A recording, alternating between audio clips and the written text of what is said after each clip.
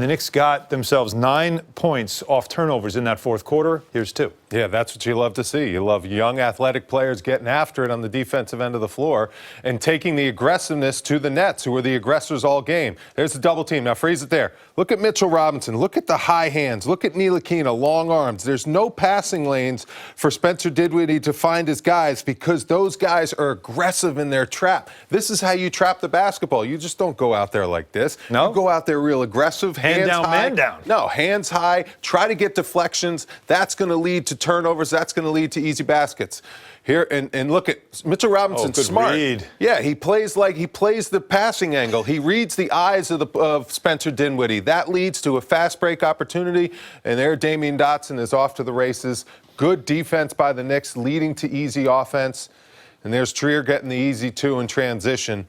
That's what David Fizdale wants. This young team, they don't always want to have to set up in the half court and run offense to try to get points, especially in the fourth quarter. They want to play with that type of energy, and that's why Mitchell Robinson and Ntilikina were out on the floor in crunch time in the fourth quarter. Can you see what we've seen, the little bit we see out of Mitchell Robinson? He loves to block shots. Yes. He gets into foul trouble. But that's a new wrinkle that we really didn't know about him, is that you can use him because he's so athletic and long. So mobile. You can put him in those kind of situations where he's trapping. He's 35 feet from the basket, too, and he's comfortable out there. And he read the pass. Yeah, most big men like to stay close to the rim in order to protect the rim, but he's so mobile that he can get out and he can help and trap. Then he can recover and get back to the basket and defend the basket also. He's got a lot of versatility as a 5-man. Well, if there was something to take out of this game, it is the return of Frank Ntilkina to the rotation, getting him back in the game. He played the last 15 minutes of this game, kept him on the floor. He showed some of that fire that we see, and then it goes away. But he also showed the attack on offense.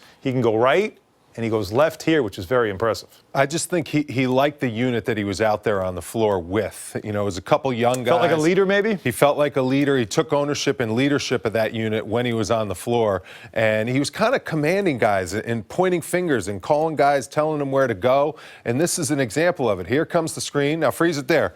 Now Frank going left, he sees that opportunity to get to the basket. And normally he would kind of try to draw the defense and maybe throw an alley-oop lob or try to get the ball to Mitchell Robinson. But in this game, I saw a different Frank. I really did. When he was going to the basket, he was looking for his first. Right. We saw him make the floater going to the right. Here he sees the lane going to the left. The defender doesn't respect him because he stays locked into Mitchell Robinson because there was a lob earlier in the game. So Frank says, okay, I'll use my offhand and finish over the shot blocker. That's a really good finish.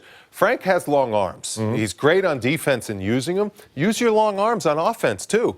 You finish with extension out here. Finish with extension out here. Don't always play in here close. Use your length and your ability to finish with different angles, and that was an example of it right there over Jared Allen. Now, these last couple of games, and he showed some frustration with the media on Wednesday when asked about how he's feeling. He was a little snippy with some reporters.